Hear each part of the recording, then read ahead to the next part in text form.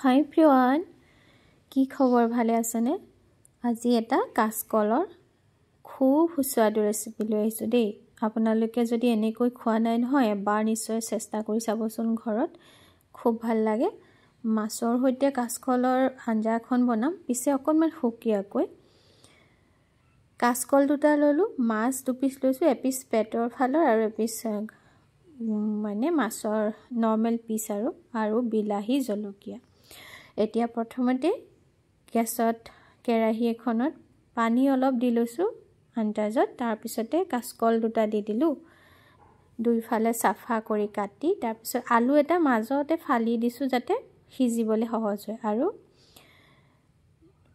এয়া মাছ দি দিলো আৰু বিলাহীটো নিমখ হালধি এই কাৰণে দিয়া হয় হালধি দিবই লাগে তেতিয়া কাচকলৰ যেটো কলা ভাব এটা হয় নহয় হেতু নাইকিয়া হৈ যাব একদম কাচকলটো কলা নপৰে আইৰন থকা বস্তু নহয় নে সেই কাৰণে এতিয়া মিডিয়াম ফ্লেমত এনেকৈ অলপ সময় উতলাই বইল কৰিম আৰু আপোনালোকে প্ৰেসাৰ কুকাৰটো কৰি লব পাৰে কিন্তু মই পৰাপক্ষত কেৰাহীতে কৰো তেতিয়া এনেকৈ লৰাই দিলে চাবলৈও ভাল হয় আৰু মাছ দিয়া হয় যেহেতু প্ৰেসাৰ কুকাৰত বহুত বেছি মানে সিজি যাব আৰু চাওক এয়া যিখিনি পানী দিছিলো একেবাৰে শুকাই গল এতিয়া নমাই লৈ অকনমান ঠাণ্ডা হ'বলৈ দিম তাৰ পিছত এই গুটেইখিনি মই বাকলি বিলাক গুছাই লম প্ৰথমতে কল দুটা বাকলি গুছাই লওঁ কাচকল খুব সহজতে সিজি যায় কাচকল এনেকৈ খাবলৈ কিন্তু খুব বেছি ভাল পাব আপোনালোকে মাছৰ সৈতে তাতে যদি বতৰটো অকনমান ডাৱৰীয়া হৈ থাকে নহয়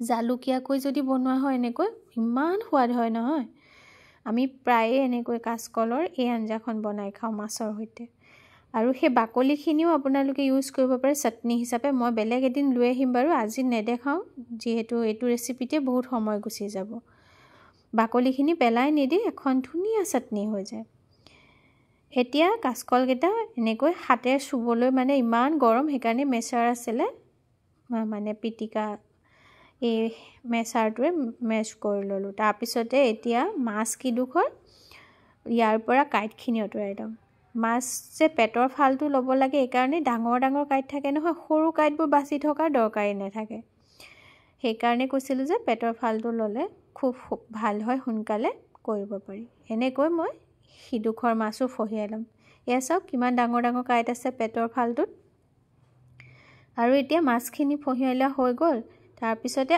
আলুটো গুছাই লওঁ আজিকালি আলু যে খাবলৈ ভয় হৈছে আৰু নিদিলে নহয় কাৰণে দি দিছো আচলতে ইমান মানে আলুত মেডিসিন প্ৰয়োগ কৰে এতিয়া আলুটো এনেকৈ হেচি ললো গৰম কাৰণেহে এনেকৈ কৰিছো দেই আপোনালোকে অলপ ঠাণ্ডা কৰি হাতেৰেও সানি ল'ব পাৰে আৰু এতিয়া এইখিনি গুটেইখিনি অকনমান সানি দিও ইয়াৰ ওপৰত পিছে আৰু বস্তু দিবলৈ আছে দেই আৰু হেখলৈকে ভিডিওটো চাবচোন গম পাব আৰু কি কি মই ব্যৱহাৰ কৰিম ইয়াতে পিঠাগুৰি দিছো দে শুকুৱাই থোৱা পিঠাগুৰি চামুচ তাৰ পিছতে হালধি অকনমান নিমখ আৰু এয়া ধনিয়া পাউডাৰ দি দিছো যদি ধনিয়া পাউডাৰ নাথাকে গৰম মছলা দি দিব তাৰ পিছতে অলপ সানি ললো তাৰ পিছতে ইয়াত দি দিম কাটি লোৱা মিহিকৈ কাটি লোৱা পিয়াজ মই কাটি থৈছিল এইখিনি আপোনালোকক দেখুৱা নাই আৰু ভিডিওটো এনে বাহুল্য কৰি ভাল নালাগে আৰু আদা নহৰু কুটা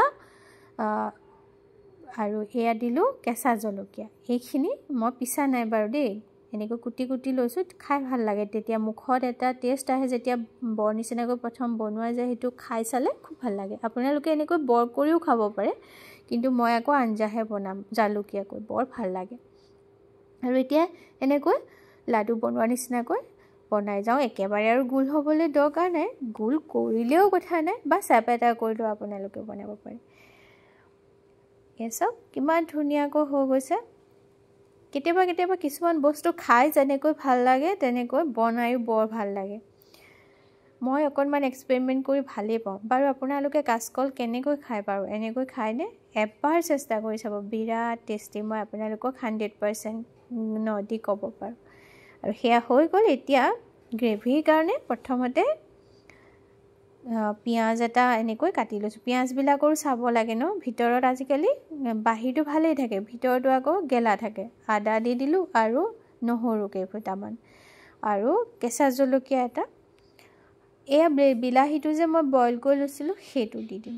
বিলাহীটো কিয় বইল কৰি লৈছোঁ বাৰু জানেনে? তেতিয়া বিলাহীৰ কেঁচা ভাৱটো গ্ৰেভিটোত নাথাকে। আৰু এচামুচ জিৰা আৰু জালুক দি দিলোঁ। আৰু এতিয়া এয়া চাওক, আৰু মিক্সিটো যে মই এনেকৈ ঘূৰাওঁ, মিক্সাৰ গ্ৰাইণ্ডাৰে হয়, এইটো হেণ্ড গ্ৰাইণ্ডাৰ, হেণ্ড নহয় দেই, হেণ্ড মিক্সাৰ নহয়। বহুতে মোক কুৱেশ্যন কৰিছিলে, মই খালি ওপৰত লাগি থকাখিনিৰ কাৰণে এইটো অপশ্যন দিয়া আছে এই মিক্সিটোত। সেয়া হৈ গ'ল। তাৰপিছতে কেৰাহীত ভেজিটেবল অইল দি লৈ এই বৰকেইটা মই ভাজি ল'ম। মই একচুৱেলি এই প্ৰশ্নটোৰ উত্তৰ বহুতেই মোক সুধি আছিলে, মিক্সিটো মোৰ হেণ্ড মিক্সাৰ বুলি ভাবিছিলে। নহয়, সেইটো ঘূৰাওঁ যে, সেইটো মই মিক্সিটোত পিছাৰ পিছত ওপৰৰ সেইটো অপশ্যন আছে, ঘূৰাই দিলে তাত লাগি থকাখিনি গুচি যায় দেই। আপোনালোকে ভুল নুবুজিব সেইটো। আৰু এইখিনি ধুনীয়াকৈ বৰখিনি মই বনাই ল'লোঁ। আৰু অলপ ৰঙচুৱাকৈ ল'লেই হ'ল। বহুতে ডিপ অইলত ফ্ৰাই কৰি লয়, আপোনালোকৰ ইচ্ছা। তেল কম খোৱাসকলে ইয়াতকৈ কম তেলত কিন্তু এই বৰখিনি ভাজি ল'ব পাৰে। এয়া হৈ গ'ল। এতিয়া নেক্সট আৰু লাষ্ট এটা ষ্টেপ আছে, আৰু একদম আঞ্জা ৰেডি হৈ যাব। এই সময়খিনিলৈকে ধৈৰ্য ধৰি চোৱাৰ বাবে আপোনালোকলৈ বহুত ধন্যবাদ। আৰু এতিয়া আৰু অকণমান মাষ্টাৰ্ড অইলহে দিলোঁ দেই। তাৰপিছতে লং ইলাচি আৰু দালচেনি কেইটামান ফুটিবলৈ দি সেই পেষ্টটো দি দিলোঁ। এই পেষ্টটো আকৌ অকণমান সময় কিন্তু ভাজিব লাগিব। কেলৈ কৈছোঁ, কেঁচা পিঁয়াজ আছিলে, বিলাহীটো যদিও মই বইল কৰা দিছিলোঁ, কিন্তু পিঁয়াজটো কেঁচাই আছিলে আৰু আদা নহৰুকণ কেঁচা। কেঁচা ভাৱটো আঁতৰিলেহে আঞ্জাখনৰ পাগ হ'ব। আৰু এতিয়া এনেকৈ অকণমান সময় ঢাকি মই ভাজিম। তাৰ আগতে অকণমান হালধি আৰু নিমখ দি দিওঁ, তেতিয়া ভাজটো ভালকৈ খাব আঞ্জাখনৰ। আচলতে ফুৰণৰ সময়ত বা এনেকৈ মছলা ভজাৰ সময়ত বহুত ডিপেণ্ড কৰে গোটেই আঞ্জাখনৰ। আৰু এয়া চাওক, ধুনীয়াকৈ হৈ গৈছে ভাজা। এতিয়া মই বৰখিনি এড কৰি দিম। আপোনালোকে মোক জনাবচোন ক'ৰ পৰা চাই আছে, আৰু আপোনালোকে মোৰ ৰেচিপিটো যে চাই ভাল পাইছে তাৰ চিনস্বৰূপে নিশ্চয় এটা লাইক আৰু কমেণ্ট কৰিবচোন দেই। মই নিশ্চয় আপোনালোকৰ কমেণ্ট পাই মই সাধাৰণতে বহুত অনুপ্ৰাণিত হওঁ, আৰু ভাল লাগে কেনেকুৱা হৈছে, কি হৈছে এইটো জানিব পাৰিলে, হয়নে?